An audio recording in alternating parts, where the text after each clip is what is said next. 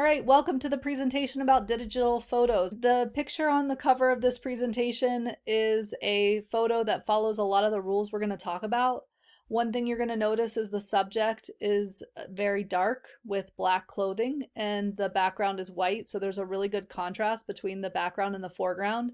You're going to also notice that the subject is in 1/3 of the photo, and that's called the rule of thirds. We'll talk about that in a little while. You will also notice that the pink umbrella stands out, which draws our eyes right up to her face, which is what the photo is intending to show us. So the first thing that I want to talk about is practice makes perfect. If you want to take good pictures, you need to make sure you practice.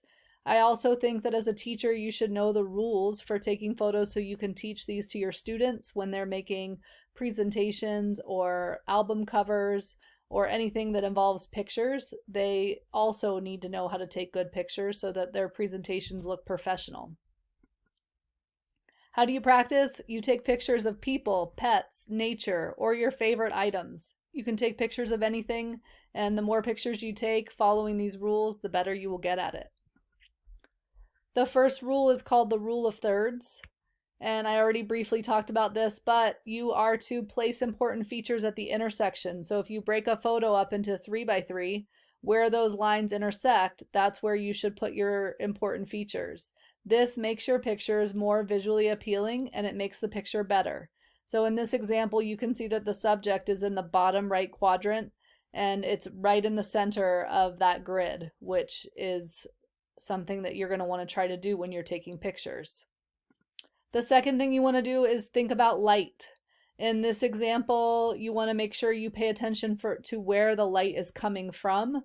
If the light is coming towards the camera, the subject will be dark. So in my first example, you can see that those people in this photo are really dark because the light is coming towards the camera. In the other example, you can tell it's at the exact same beach at the same time, but we just flipped the subjects in the camera around and the picture came out really nice and clear. Another thing to think about is close-ups are cool. You want to make sure you try to get really close to your subject. This different perspective makes for a great photo. You want to make sure that your close-ups do not come out blurry, but you can use the zoom feature of your camera or your phone to get close-up pictures. Unique perspectives. This is a really easy one to do. You can take photos from different angles. So try to take a picture from down low or up high, or changing the camera angle.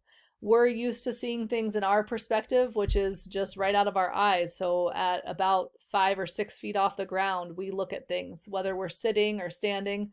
But if you lay on the ground and you look up and you take a picture, or you go up high on a chair or a table and you take a picture focusing down, that perspective is interesting and it's something different than our eyes usually see.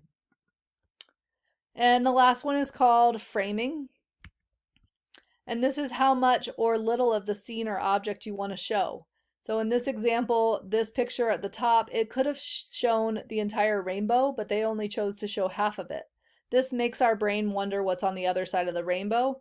Also in this picture, a good technique is used is that our eye goes right to the ship because the rainbow ends at the ship. And in the bottom example, this framing is nice because we didn't just take a picture of the man on the outside of the building or the guys on the inside playing music. Instead, we framed it with both, which makes us looking at the photo wonder about not only one thing but two things because we see different pieces of that photo.